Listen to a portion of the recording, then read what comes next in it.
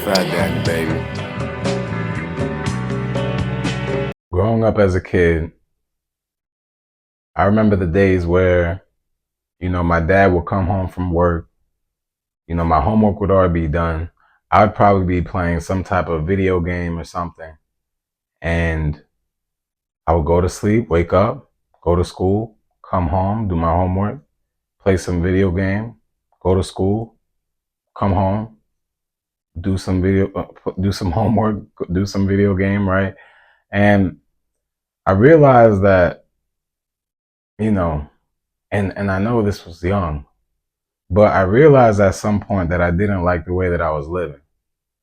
My dad is from Haiti, my mom's from Trinidad. We don't come from much. And both of my parents both went to work. I used to walk to school every day. A lot of people I saw were dropped off at school, right? So salute to y'all that your parents took you to school. Your parents loved you, trust me. And my parents loved me too. But I'm just letting you know, I used to walk to school, right? And I remember one time when I was walking to school, it was so crazy. I was actually walking home from school and there was a dog like 30 feet away from me at some house. And, I always walk. I've seen dogs in front of the yard. I wasn't scared. So I was walking. And when I was basically across the street on the opposite side of the sidewalk, man, I realized that that dog was looking at me and he did not have no leash on. Man, to this day, I wonder, man, did that owner even know that that dog was loose? Like, bro, it was raining and I was walking home. I was just about to get home too. And this dog starts barking at me. And I'm like, all right, cool. When I realized that it didn't have a leash, I was scared for my life, boy. I'll tell you, I was scared for my life. I started to run, and that dog started to run too. Now, look, I was young. I was like, I don't know, like 11 years old. So I didn't know not to run away from dogs, especially when they weren't already running at you, right? But listen, I'm telling you, God just sent me like an angel. I'm, and basically, one of my friend's mom saw me and stopped and was like, "Hey, get in." Right? And I saw my friend's friend in the car. So I hopped in there and I was like, oh my goodness, thank you. Like my heart was beating fast. I was sweating. I was wet from the rain. And when I was younger, I was an overweight kid, right? I was overweight. And so it was hot. Okay. I was a big boy. I was running from this dog. I thought my life was over.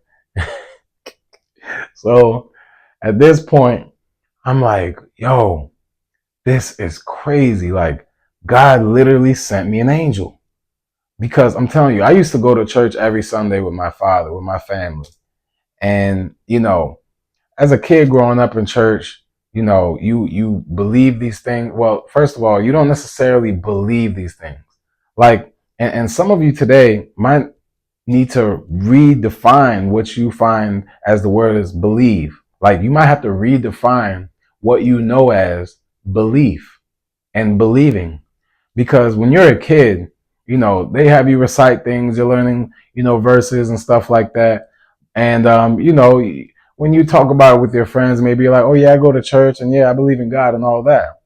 And, so when I went to church every Sunday, I would read the scriptures and I would listen to the pastor preach on Sunday. And, I understood it. I knew it.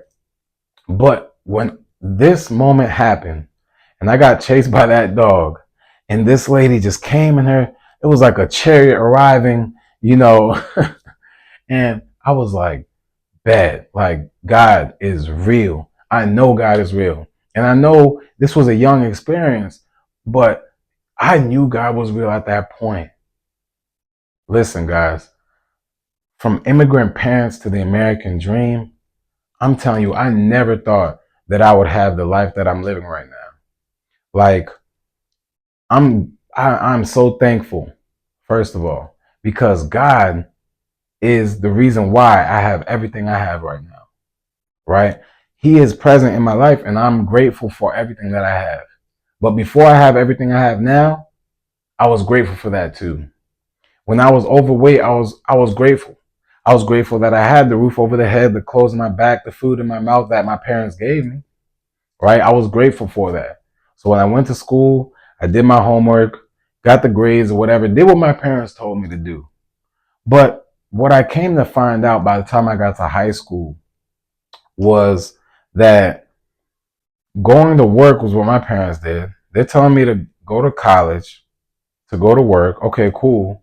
But when I watch the movies, when I watch the TV shows, you see the celebrities, what I'm thinking in my mind and our environment, seeing our community and the black community and in our community and see, and what's funny about that too, by the way, is that the place that I grew up in was really a melting pot. Like I grew up with Indians, Asians, Hispanic people, black people, white people. I mean, I grew up with all races. So I feel like by the time I was in high school, I didn't even look at life as black and white, blue or yellow. I didn't look at life as colors. And to this day, I don't. I don't care if you're black, white, Indian, Asian watching this, right? I salute you for watching this, by the way, right? But, you know, because here's the thing. If you come from an immigrant home, then you know what it's like to have strict parents, right? You know what it's like to possibly have some sort of religious, something that you follow in your home that's very religious, or they have a set of standards, right?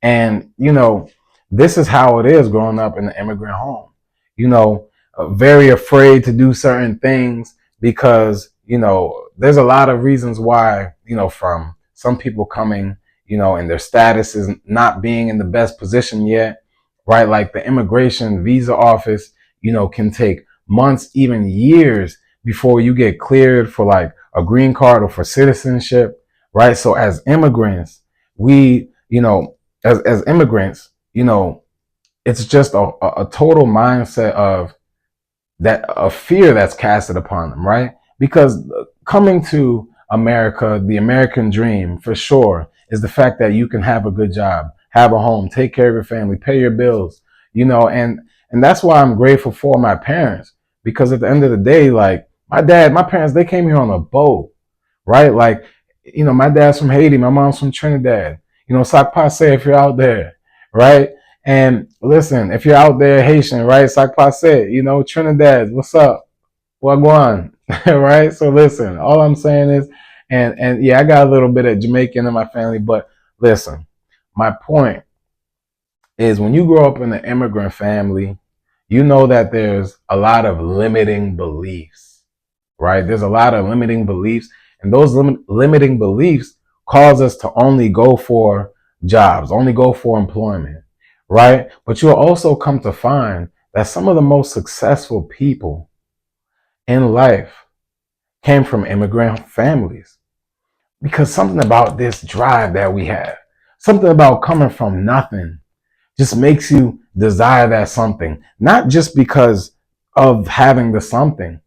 Like part of it is having the something, like part of it is getting those things that you want in life, right? But then the other part of it is getting those things in life so that way once you have them, you already knew that in the beginning, it wasn't the things that were that important. It was the fact that you were able to pursue the opportunity to get those things. And you worked hard every day. You were persistent. You were determined. No matter what anybody said, you did not give up. Right? Like right now, outside of my house, there's a construction company, a small business working on my neighbor's home. Right? Small family business. I think they've been in business for 15 years. See, I can respect that. And, they're of the Hispanic, ethnicity, right? And, I just love seeing when immigrant families come together and start their own businesses. Because in my family, we didn't have anybody in our lives that owned businesses that could teach us about businesses. My parents didn't know about business, right? So the best thing they could teach me to do was, hey, go to school and get your degree, because that's what everybody in America does to have success, to get to the American dream, right? And, I would say my parents did a successful job, raising, some fine children. I got three little brothers, a little sister. I got three older brothers as well, two older brothers and an older sister as well. And, I have cousins, uncles, aunts, all this stuff. But listen, none of us ever had any businesses, any big successful businesses, or else we all would have been put on, right?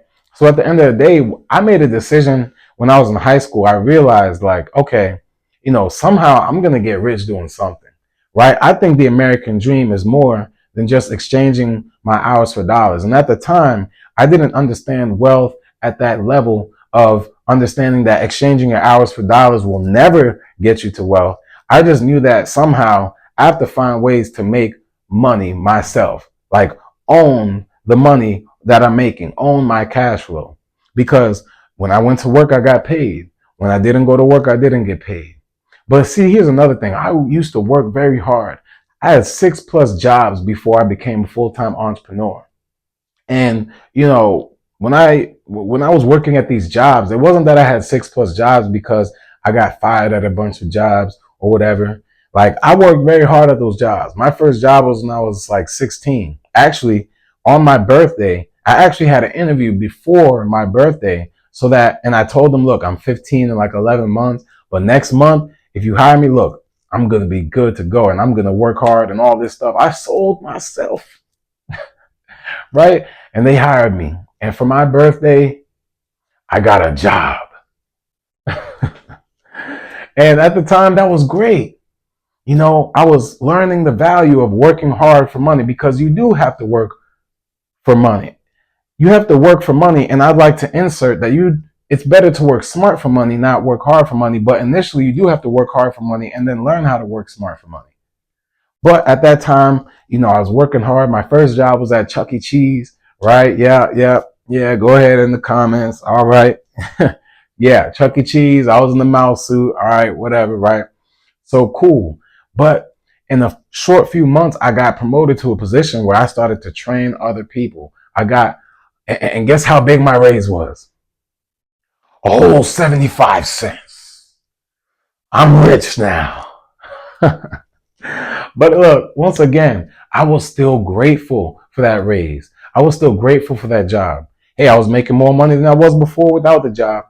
Hey, with that raise, I was making more money than people that were, at that position that I was before. Hey, let's keep moving up, right? And I reached a position where I was so young that they couldn't hire me for manager, and they weren't trying to give me a raise like a manager, but had me doing work like a manager. And no offense, I love you out there if you're watching this. I'm not saying no shade. I'm just saying that I did put in that work almost as if like a manager. I would show up early, stay late. I would help other people outside of my position, so much to the point where I also learned the other positions, and I would cover other people's shifts for their positions, right? People knew they could hit me up if they wanted a shift covered, right? So I was getting to that money, right? Getting to that money at, $9 an hour, right? But listen, at that point, I realized, look, I need a better job, right? I need a better way to make more money. So I thought in my mind that to make more money, a better way would be to get what? A better job. Why? Because I was taught to go to school and get a good job. So this was all while I was in high school, by the way. Now, by the time I graduate, all this stuff, I actually am about to get this job at this grocery store or whatever. Now they're going to pay me $11 an hour. Now it's like, now we're getting to some more money, right? But really, it's just more of the same thing, right? And what I realized was, like, at that point, that's when I went to school. I went to college. And when I went to college, it completely blew my mind. I didn't have a car when I went to college. I had my license and I drove my dad's car when I was in high school, but I didn't have a car in college, right? I went to college about an hour away from where I grew up at. And when I went to school, it just blew my mind how broke I was. I mean, I'm telling you. And no offense to my folks, but it made me realize how broke I was and how broke my family was. Because, man, I would go to school and people in the same year as me will be pulling up in their BMW, will be pulling up in their Lexus. And I'm like, how do you have a Lexus? How do you have a BMW? Like, I worked since I was 16 years old and I still don't have money, right? And, I wasn't necessarily frugal with money, but here's the thing. When all your money goes to surviving and dealing with the life of not having an abundant life, not having anything more than lack, then, all you're able to do is just that, right?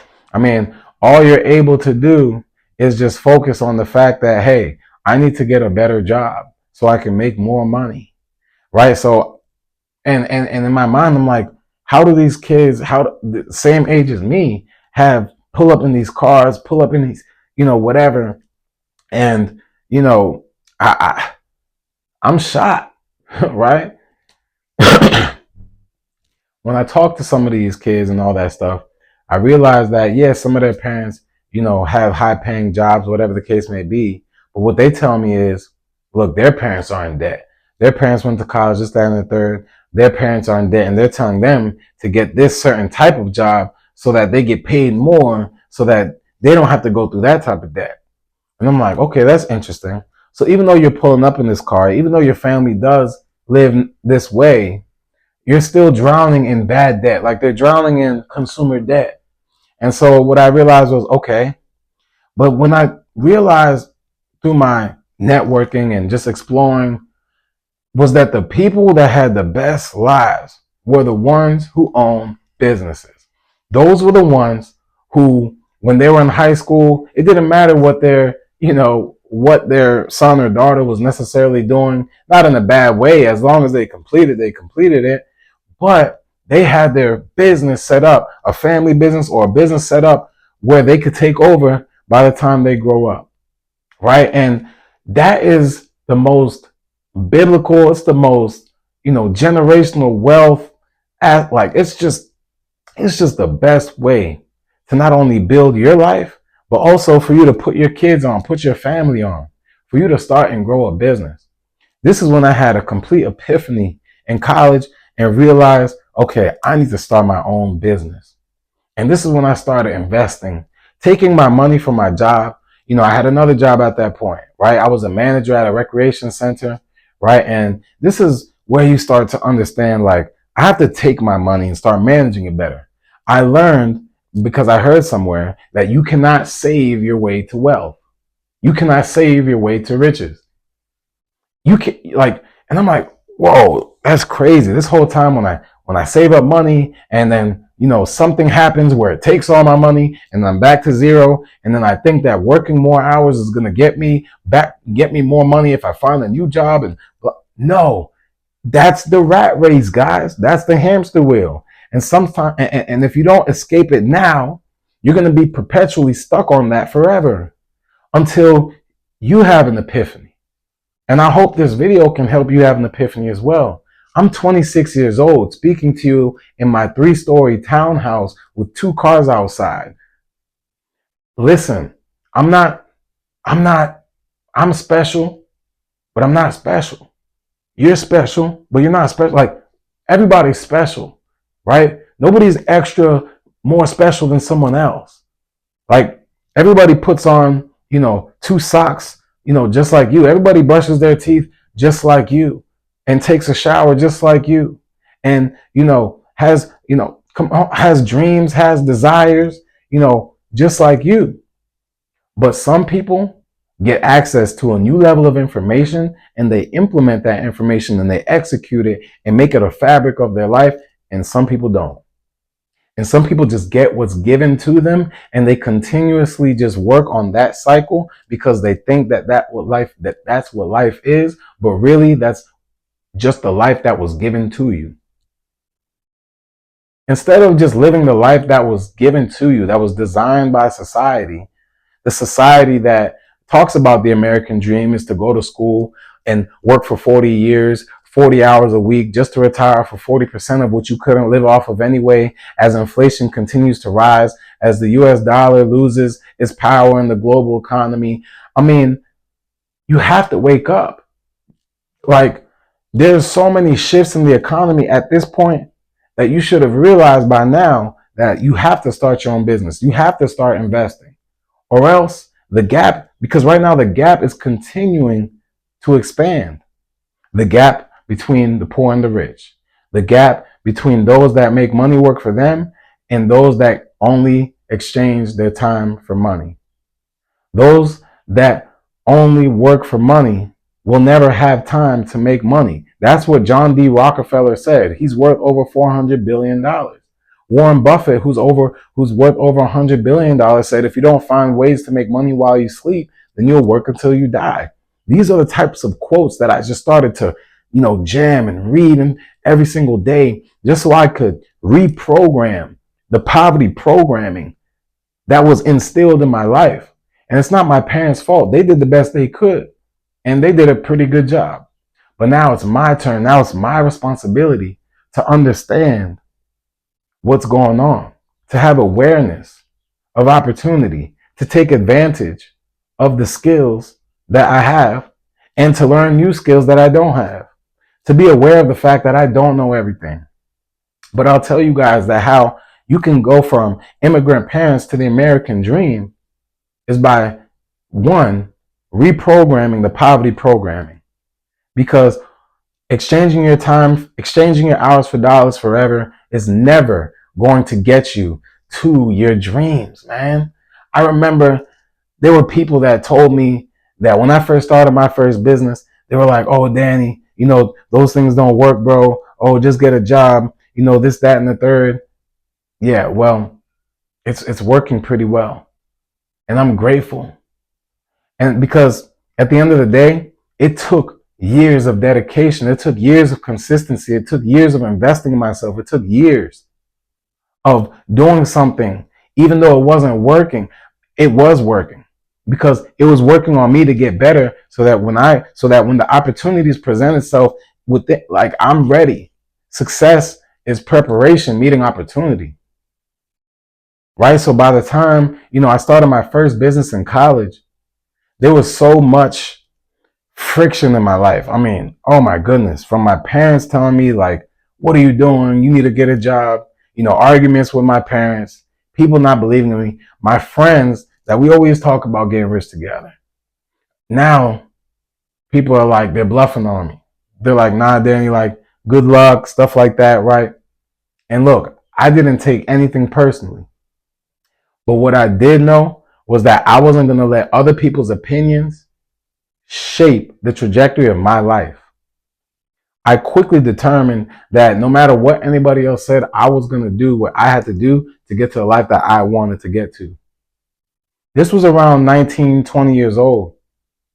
Because, at this time, I'm like, I'm all in.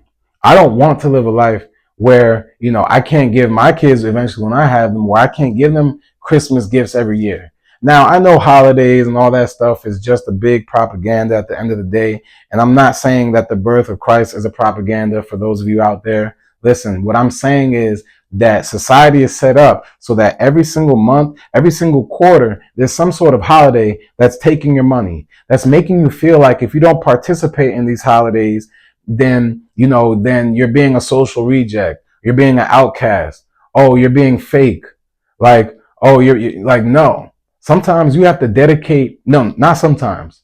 There is going to be a time when you make a decision that you want to get to the next level in life. You are going to have to sacrifice, some of these holidays, some of these birthday parties. Listen, I skipped Miami Beach Week. I skipped all that. People are like, "Bro, you going to beach week?" I'm like, "Nah, I'm going to this business convention so I can learn how to grow my business." People are like, "Bro, this is what I'm focused on." Because now I can go to Miami on the beach whenever I feel like it, with whoever I feel like it, whenever I feel like it. Because that's the life that I decided that I wanted to have when I was 20 years old, when I was 19 years old, when I was 18, when I was working at Chuck E. Cheese. I just didn't know how I was going to get there, but I knew one day I would. And listen, I'm still not where I want to be. Listen, every single day, you have to have a combination of being grateful for where you're at and being pissed off that you're not where you want to be at.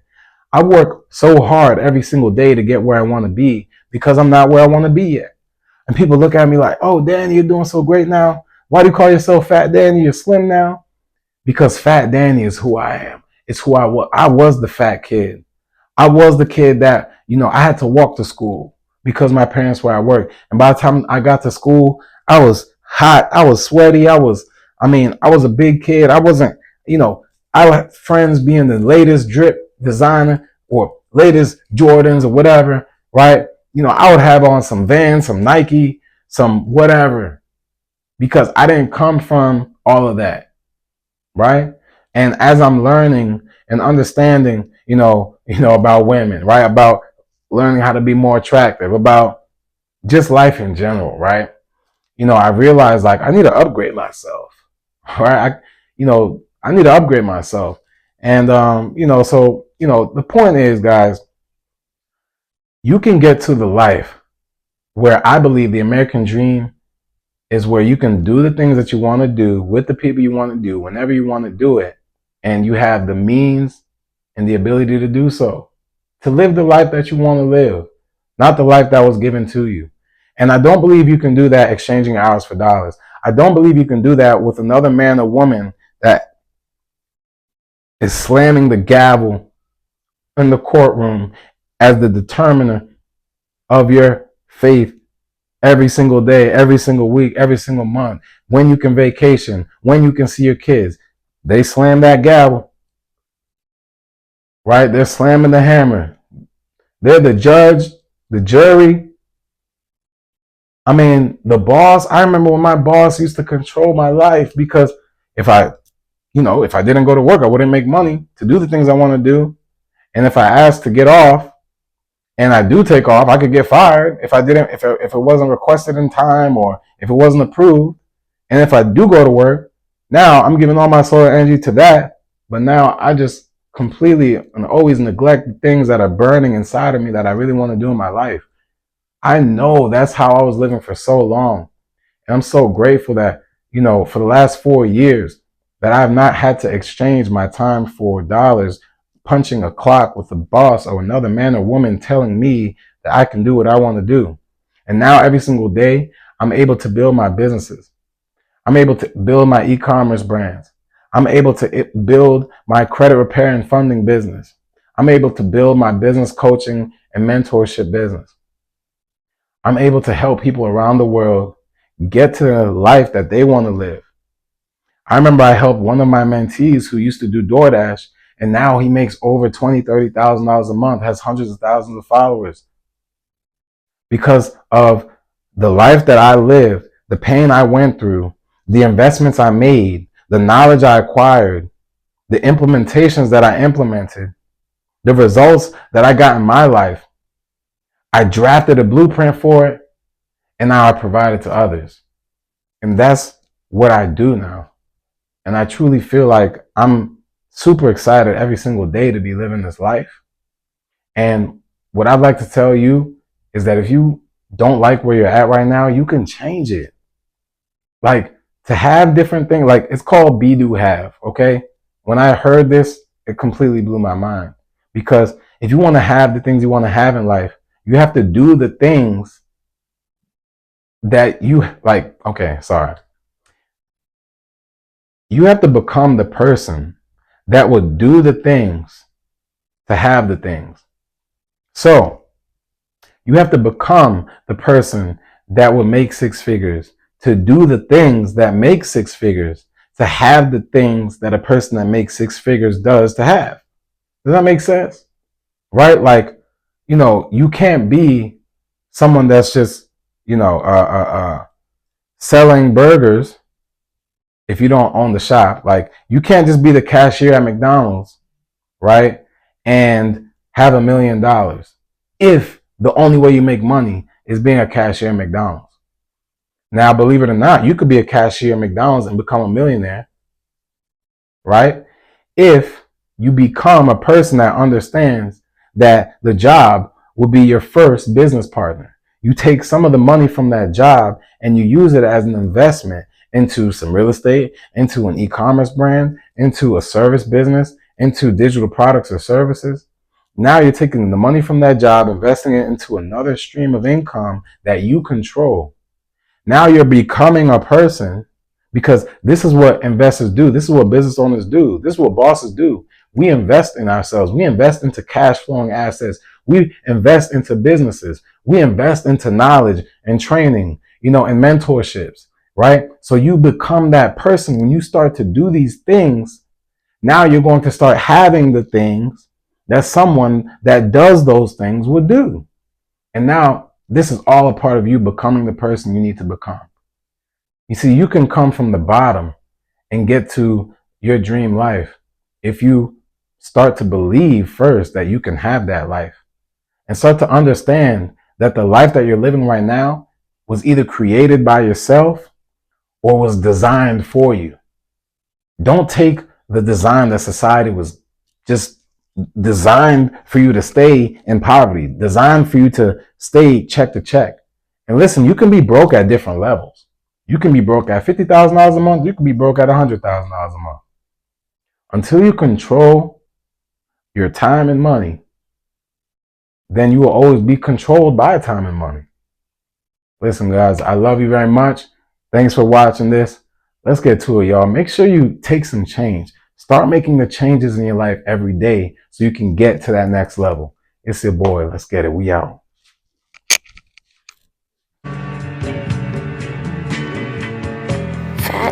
Fat Daddy, baby.